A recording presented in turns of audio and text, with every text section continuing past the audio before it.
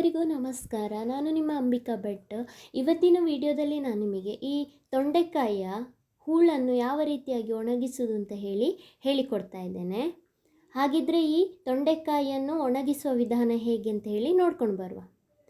ನೋಡಿ, ಈ ತೊಂಡೆಕಾಯಿಯನ್ನು ಚೆನ್ನಾಗಿ ಕ್ಲೀನ್ ಮಾಡಿ ತೊಳೆದಾದ ಮೇಲೆ ನೋಡಿ ಈ ರೀತಿಯಾಗಿ ಕಟ್ ಮಾಡಬೇಕು. ನಾನಿಲ್ಲಿ ತೊಂಡೆಕಾಯಿಯನ್ನು 4 ಭಾಗ ಮಾಡಿದ್ದೇನೆ. ನೀವು ಬೇಕಿದ್ದರೆ ಇದನ್ನು ರೌಂಡಾಗಿ ಸಹ ಕಟ್ ಮಾಡ್ಬೋದು. ನಿಮಗೆ ಯಾವುದು ಸುಲಭ ಆಗ್ತದೆ ಆ ರೀತಿ ಮಾಡ್ಬೋದು. ನೋಡಿ, ತೊಂಡೆಕಾಯಿಯನ್ನು ಈ ರೀತಿ ತುಂಡು ಮಾಡಿ ಆಗಿದೆ. ಈಗ ನಾನು ಒಂದು ಪಾತ್ರೆಯಲ್ಲಿ ಬಿಸಿ ನೀರನ್ನು ಹಾಕ್ತಾ ಇದ್ದೇನೆ. ಈ ಬಿಸಿ ನೀರನ್ನು ಸ್ವಲ್ಪ ಕುದಿಲಿಕ್ಕೆ ಬಿಡಬೇಕು. ಇದಕ್ಕೀಗ ನಾನು 2 ಸ್ಪೂನಿನಷ್ಟು ಮೆಣಸಿನ ಹುಡಿ, ಅದೇ ರೀತಿ ರುಚಿಗೆ ತಕ್ಕಷ್ಟು ಇದಕ್ಕೆ ಉಪ್ಪು ಹಾಕ್ತಿದ್ದೇನೆ.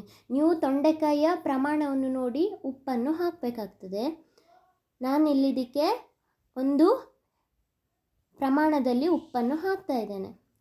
ಇದೀಗ ನೀರು ಕುದಿ ಬಂದ ಮೇಲೆ ನಾವು ತುಂಡು ಮಾಡಿದಂತಹ ತೊಂಡೆಕಾಯಿಯನ್ನು ಈ ನೀರಿಗೆ, ಕುದಿಯುವ ನೀರಿಗೆ ಹಾಕಬೇಕು. ಇದನ್ನು ಅರ್ಧ ಬೇಯಿಸಬೇಕು. ನೀವು ಚೆನ್ನಾಗಿ ಬೇಯಿಸುವ ಅವಶ್ಯಕತೆ ಇರುವುದಿಲ್ಲ. ಈ ತೊಂಡೆಕಾಯಿ ಹೂಳನ್ನು ನಾವು ಈಗ ಅರ್ಧ ಬೇಯಿಸುವ, ಅಂದರೆ 10 ನಿಮಿಷ ಬೇಯಿಸಿದರೆ ಸಾಕು.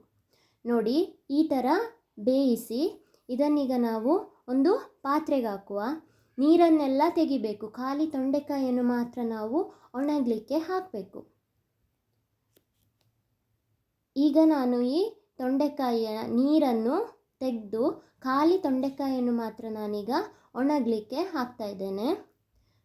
ನೋಡಿ, ಈ ರೀತಿಯಾಗಿ ಒಣಗಿಸಬೇಕು. ಇದನ್ನು 1 ವಾರ ಒಣಗಿಸಿದರೆ ಇದು ಚೆನ್ನಾಗಿ ಒಣಗ್ತದೆ.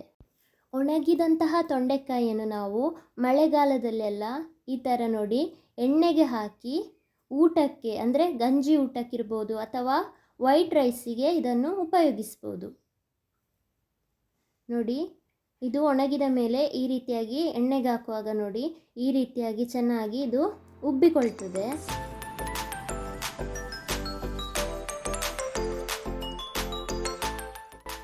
ಹಾಗಿದ್ರೆ ಫ್ರೆಂಡ್ಸ್, ನೀವು ಸಹ ನಿಮ್ಮ ಮನೆಯಲ್ಲಿ ಈ ರೀತಿಯಾಗಿ ತೊಂಡೆಕಾಯಿ ಹೂಳನ್ನು ಒಣಗಿಸಿ ಟ್ರೈ ಮಾಡಿ ನೋಡಿ.